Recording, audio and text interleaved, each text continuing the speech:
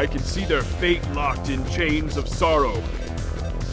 I'm Enolicus Dundian, warrior and keeper of the castle.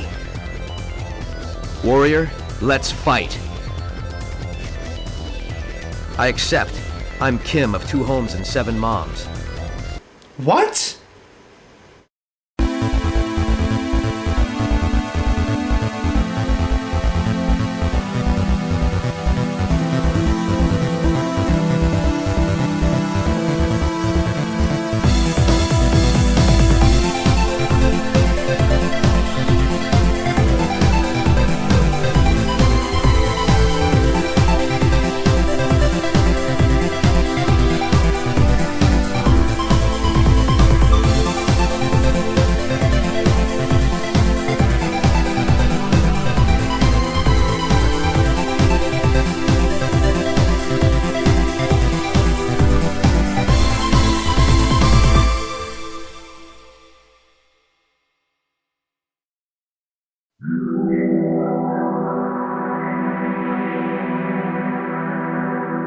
What can be said about Castle Shikigami 2, or, as it's more affectionately known, Shikigami no Shiro 2? Well, to start off, and it is going to be on a bad foot, they have absolutely butchered the North American version.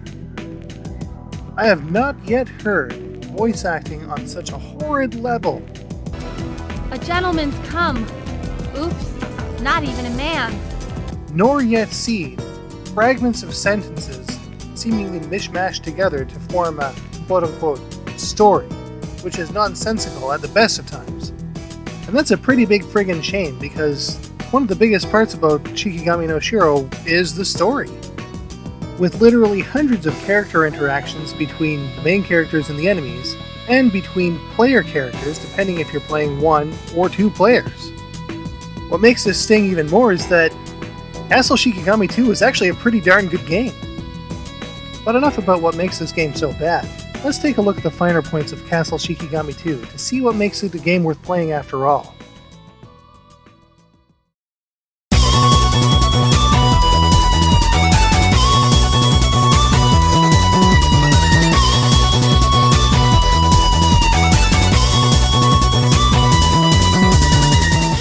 If versatility is your thing in shmups, then Castle Shikigami 2 definitely has you covered.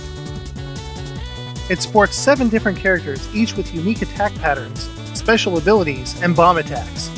In addition, your Shikigami ability, which is basically your charge shot, also has a secondary form that can be accessed before the game starts. This makes it pretty deep for a game that has no actual power-ups. And of course, in the 2-player mode, you can mix and match characters as you please. This handily allows you to make up for a character's weakness in a 2-player game.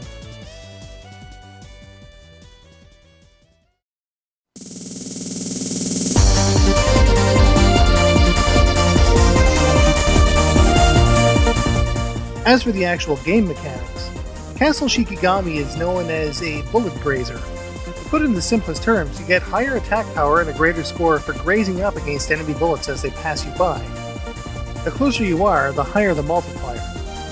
At the closest you can be, your shots will change from blue to red, and become very much more powerful than the standard shot would be. In addition, any enemy killed will give you a ×8 multiplier. This, of course, means a higher score and a faster extend. Although the game is played at a slower pace and the bullets move at a slower rate, Shikigami 2 comes close to being a bullet hell shooter. Of course, with more bullets comes more opportunities to graze up against them, and of course get a higher score and higher firepower, but sometimes it gets a little overwhelming. With that, of course, the challenge rating is also very high, and with 5 stages, each with 2 parts, it makes for a pretty lengthy experience. Of course, it's always better with a friend.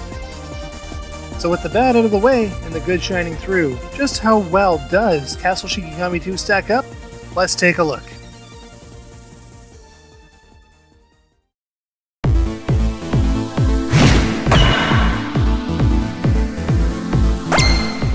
Castle Shikigami has a lot going for and against it. On the plus side, the control is great, allowing you to weave through bullets with relative ease. The length isn't too bad, with 5 full stages with 2 bosses per stage.